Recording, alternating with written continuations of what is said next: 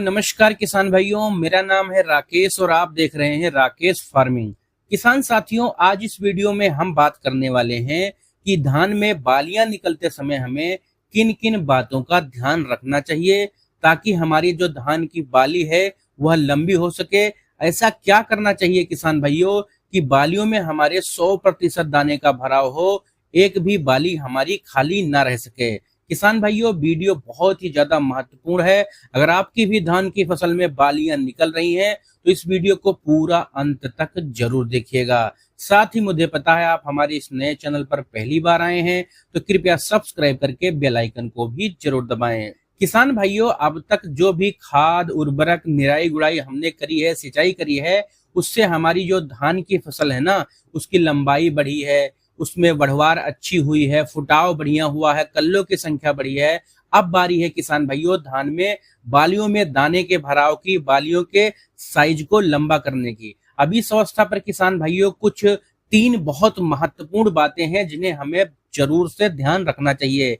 यदि इन बातों का किसान भाइयों हम इस समय ध्यान रखते हैं तो हम अपनी जो धान की पैदावार है उसको इस अवस्था पर भी किसान भाइयों कम से कम प्रति एकड़ 2 से लेकर 3 क्विंटल तक बढ़ा सकते हैं। उसके लिए नंबर 1 पर किसान भाइयों आपको जिस बात का ध्यान रखना है वह है रोग बीमारी से बचाव करना। अब किसान भाइयों, जैसे ही हमारे धान की फसल में बाली निकलना शुरू होती है उसी अवस्था पर हमारे धान के पौधे में बहुत सारे रोग हमारे बालियों में, हमारे धान के पौधे में लगना शुरू हो जाते हैं। तो इस समय किसान भाइयों हमें अपनी धान की फसल को रोग बीमारियों से बचाकर रखना है। उसके लिए सबसे अच्छा उपाय है किसान भाइयों कि आपको लगातार अपने खेत में जाते रहना है, उसका निरीक्षण करते रहना है। यदि कोई भी रोग बीमारी आपके धान के पौधे में लगी है शुरुआती अवस्था में, चाहे किसान भाइयों फंगस वाला रोग हो या कीटों का अटैक हो, तो उसको आपको जो रिकमेंडेड दवा दी गई है उसी को डालकर आपको उसको शुरुआती अवस्था में ही समाप्त कर देना है।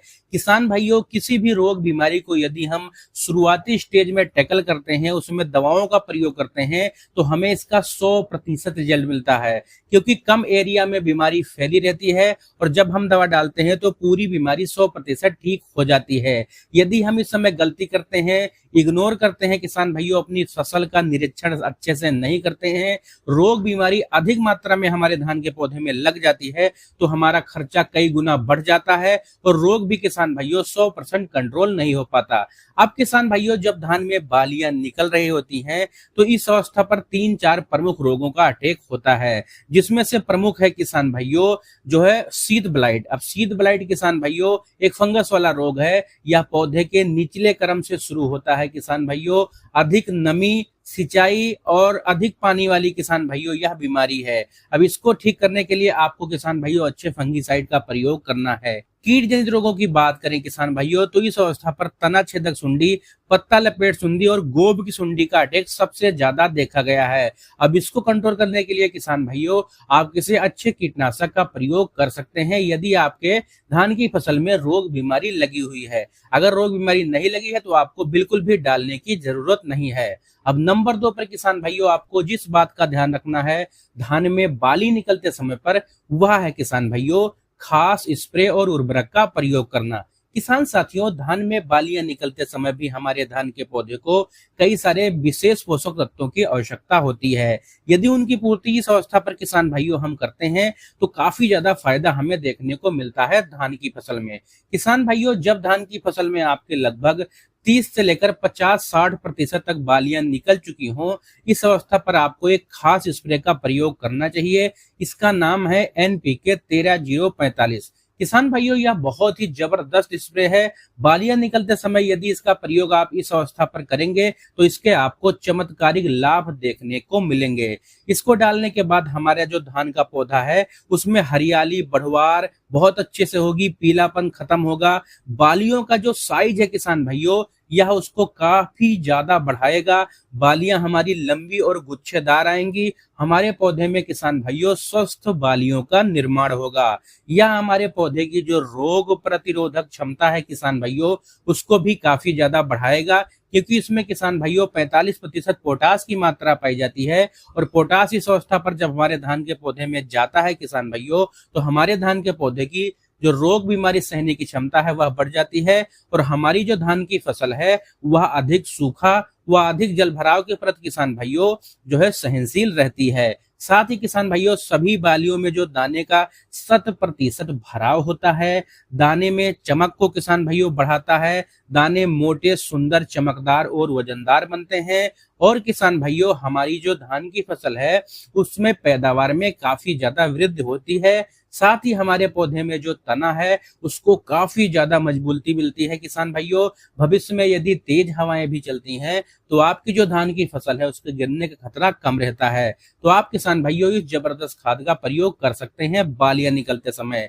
यदि इसकी हम मात्रा की बात करें किसान भाइयों तो मात्र 1 किलोग्राम प्रति एकड़ के हिसाब से आपको NPK 13-0-45 लेना है और लगभग 100 से लेकर 150 लीटर पानी में घोल बनाकर इसका स्प्रे शाम के समय पे कर देना है। इसके आपको बहुत सारे फायदे देखने को मिलेंगे। अब सबसे अंत में किसान भाइयों नंबर 3 पर आपको जिस बात का सबसे विशेष रूप में ख्याल रखना है वह है किसान भाइयों नमी को बनाए रखना। अब किसान भाइयों जब धान की फसल में बालियां निकल रही होती हैं इस अवस्था पर हमारा जो धान का पौधा है उसे सामान्य के मुकाबले अधिक मात्रा में नमी की आवश्यकता होती है।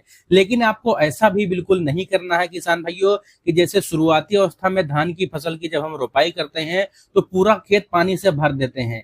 इतना ज्यादा सिंचाई आपको नहीं करनी है किसान भाइयों। फिर भी आपको इस अवस्था पर हमारे धान के पौधे में हल्की हल्की सिंचाई थोड़े थोड़े अंतराल पर करते रहना है ताकि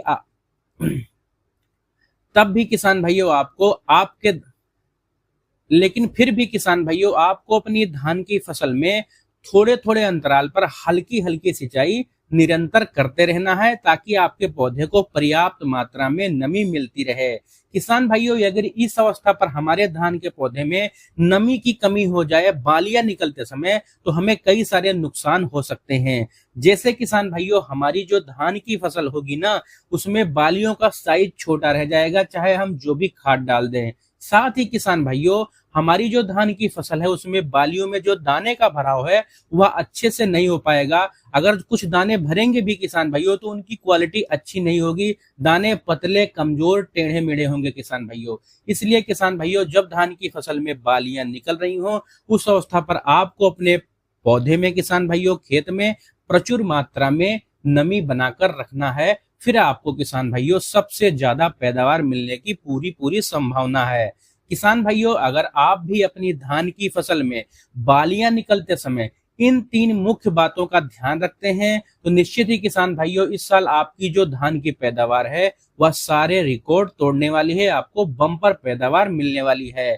किसान भाइयों अगर आपको हमारी आज की यह वीडियो पसंद आई हो तो कृपया आप हमारे इस नए चैनल को सब्सक्राइब करें, वीडियो को लाइक करें और किसान भाइयों इस वीडियो को आप अन्य किसान साथियों के साथ शेयर भी कर सकते हैं।